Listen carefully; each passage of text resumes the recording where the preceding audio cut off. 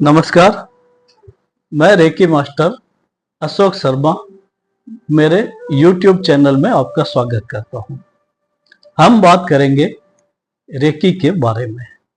एक ऐसी चिकित्सा पद्धति जो संसार की सबसे आसान है और इसे हर कोई कर सकता है। 1922 में आधुनिक का इसको स्वरूप देने का श्रेय जापान के मिकाओ उसेई को दिया जाता है। वो एक बौद्ध भिक्षुक थे। उन्होंने कई ग्रंथों का अध्ययन किया और पाया कि मनुष्य के हाथ में, हथेलियों में वो शक्ति होती है कि वो कई रोगों का उपचार कर सकते हैं, लेकिन उनका मेथड उन्हें समझ में नहीं आया। आखिर एक बार वो जापान के माउंट कुरामा पर तपस्या करने के लिए गए।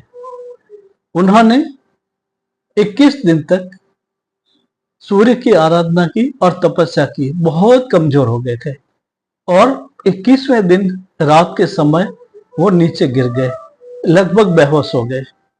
तभी उनको एक दिव्य प्रकाश का अनुभव हुआ और एक शरीर में नई चेतना जागृत हुई।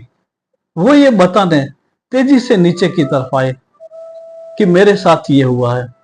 तो उनके पांव में ठोकर लग गई और खून बहने लगा। तत्काल स्वाभाविक रूप से उनका हाथ वहां पर गया और उनका दर्द गायब हो गया, खून गायब हो गया, खून आना बंद हो गया। उनको एक नया अजूबा लगा और नीचे आके उन्होंने ये सब लोगों को बताया और इस चिकित्सा पद्धति को व्यापक करने का निर्णय लिया। इसके बाद उनके कई शिष्य बने और इस चिकित्सा पद्धति को एक आसान और रूप देना शुरू कर दिया, लोगों के उपचार देना शुरू कर दिए। 1925 में मिकाओ उसेई की मृत्यु के बाद शुजियारो हायाशी उनके उत्तराधिकारी बने। उन्होंने इस चिकित्सा पद्धति को और व्यवस्थित रूप दिया, जैसे हाथों की पोजीशन क्या होगी, किस तरह से उन मरीज को बिठाया जाएगा, लिटाया जाएगा, कितना दूर हाथ रखेंगे। इस तरह से एक पूरा विस्तार रूप से उन्होंने इस पर काम किया और 3 सिंबल जो प्राचीनतम माने जाते हैं रेकी के, वो उन्होंने दिए। सबसे पहला था चोकोरे, सेहेकी और हेंसो जैसोनेन।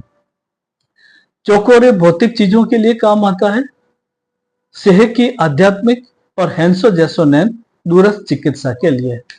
इसके बाद इस चिकित्सा पद्धति का विस्तार होता गया और यह समाज में लोकप्रिय हो गई। लेकिन इससे पहले भी यह चिकित्सा पद्धति प्रचलित थी। बौद्ध ग्रंथों में लोटस सूत्र में इसका उल्लेख मिलता है कि हमारे हाथों में वो शक्ति है कि हम अपना खुद का रोगोपचार कर सकते हैं। बुद्ध लामास इसका उपचार भली भांति जानते थे। इसके पहले ऋग्वेद में भी इसका उल्लेख मिलता है कि मनुष्य के हाथों में, हथेलियों में वो शक्ति है कि वो रोगों का उपचार कर सके। हिंदू देवी देवताओं के हाथ अक्सर अभय मुद्रा में रहते हैं। वहां से एक अलग तरह की शक्ति निकलती रहती है जो लोगों को आशीर्वाद देती है, उनका कल्याण होता है।